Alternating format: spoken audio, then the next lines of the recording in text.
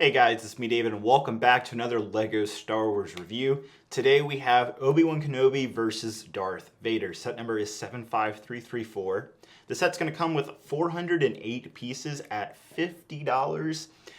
And as you can see, based off the box, it's not the most exciting set. And right now, full spoiler alert, we are going to be talking about Obi-Wan Kenobi, the series, all 6 episodes. And so you've been warned. So I'm definitely disappointed that this set was not based off the final fight, the much cooler fight in the Obi-Wan series, and the one that's definitely gaining a lot more attention from fans as honestly being probably up there as one of the most iconic fights now in Star Wars. So it's kind of shocking that LEGO / Lucasfilm went with this particular fight scene from the 3rd episode of Obi-Wan Kenobi. And then on top of that, this has an 8+ age rating. This is not an 8+ age scene. This is kind of brutal and honestly very mature of a scene for LEGO to be depicting out of LEGO. So maybe LEGO didn't know exactly what was going on in this fight. Maybe Lucasfilm was only giving LEGO images instead of like actual scenes of what's happening. So they just kind of had to build a set around that. That would actually make a lot of sense given how bland this set is. I mean, it's accurate for what it's based off of. I mean, it's a rock quarry in the show, and you're basically getting a rock quarry as a LEGO set here with some added lava. What does redeem this set is that we are getting some pretty cool minifigures, specifically Ned B. I really like the way that droid looks, and we're going to take a look at that here in just a few minutes in the in-depth. But I do want to thank LEGO for providing this set for review, and let's go into the in-depth now. All right, so here it is, Obi-Wan Kenobi versus Darth Vader, but let's start off with what everybody actually really likes about this set, and that is the minifigures. First up is Tala. She looks really good in her Imperial outfit, although in this scene she had a different outfit, so it's not exactly accurate, but I'll let it pass because we do see her obviously as an Imperial officer. She does have a unique skin tone compared to the normal flesh color, which is a nice touch. Next up is Obi-Wan Kenobi, and while I really like this figure, there is actually a printing flaw specifically on the crotch area of the legs. It's not printed correctly. It's printed at an angle, and so when you have the legs faced upwards, it doesn't look correct as you see it on the box. Thankfully, the figure does have some printing on the back side with a little bit of a hood, so that's cool, and then Obi-Wan does come with a dual-sided face. After that, we have Ned B. This is a really good looking minifigure, a brand new figure mold just for this set, and the details are fantastic. He does have a blank body. There's no printing underneath the special new piece, but he does have a printed slope piece on the back of him, which I wasn't expecting.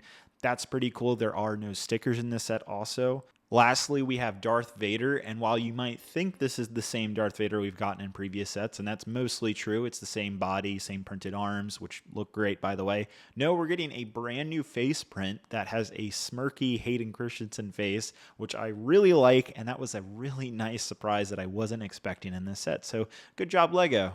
Now on to the controversial part of this set. I mean, it's accurate for what it is. It's just not the most interesting. However, I have to say the play features are better than I expected. First off, you have these two 6x6 circular pieces that spin around, and so you can spin Darth Vader and Obi-Wan and duel them with their lightsabers. It's pretty fun. However, it would have been nice to have like a geared mechanism to make this work instead of having to take your fingers and kind of moving it around. It's a little clunky, but it does work. Next up is this lava cart, which has a mechanism that allows it to just basically bounce up and pour the lava out of these little crates. And then what follows is the next function where if you pull the left side of the quarry, you'll reveal a flame area where it flips out and you can create the scene where Darth Vader is dragging Obi-Wan through the fire if that's what you want to do. Here's a closer look at those little crates. Each one holds about 3 trans-orange cheese slopes, and here's another view of how the mechanism works. It's just a rubber band. It works pretty well, pretty reliably. I haven't had any issues with it.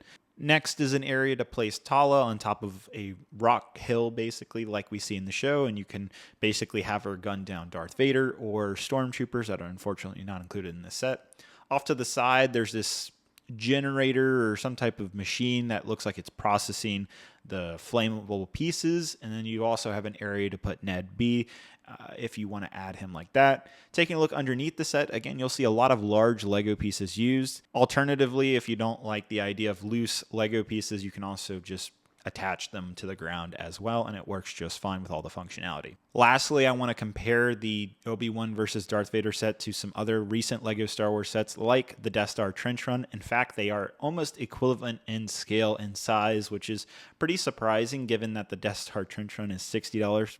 And here's the Republic fighter tank, which was recently released in April as well, next to the Obi-Wan versus Darth Vader. The functionalities alone were a bit of a shock about how good they are in this set, but does it justify it? So I have to say, now that I've built the set, played around with it, experienced it, I suppose, it's better than I thought it was, but it still doesn't change the fact that it is just a bunch of rocks. It's not an exciting looking set. It is better value than I expected, specifically talking about the pieces being used. There's a lot of large Lego pieces here, a lot of great mock building pieces, and I'll talk about that here in a few minutes. The minifigures specifically are all great. Technically, all of them are new, including Darth Vader, because he has a new face print, so I don't know if that justifies it as a new figure or not, but it technically is. It's kind of cool that we get a new kind of smirky Hayden face under the mask of Darth Vader. That was a nice little surprise that I wasn't expecting. The features are good. I mean, there's 3 core features to this set, and they all work pretty well, better than, again, I expected. So, I mean, it's an accurate representation of the scene from part 3 of the Obi-Wan series. It comes with good minifigures. Is that worth that $50 price tag for a bunch of rocks? I don't know. I feel like I could see a lot of people just picking up this set simply because the minifigures are really attractive. That could be a reason. Now, coming from the mock builder's perspective, this set has a lot of really good pieces that if you just really dislike the quarry/fire pit thing that's going on here, you know, buy the set for the minifigures, use the parts for a cool build, because I could have used these parts in Darrow, Mandalore, Kashyyyk, and probably a whole bunch of other Star Wars worlds. These are useful mock building pieces that are included in here, and usually they're actually pretty expensive on Bricklink. I bet that if you priced this set out, just even removing the minifigures, just the pieces alone on Bricklink, I bet it would be over $50 of value if you were to buy all the pieces separately. Probably like $70 is my guess of what the Bricklink prices of some of these pieces are, because some of them are rare. There's some new colors even of certain pieces that were exciting for me as a mock builder to see. So the redeeming factor is it has pretty good mock building pieces, it has good minifigures, and the functions are good. Does that make it up for this set?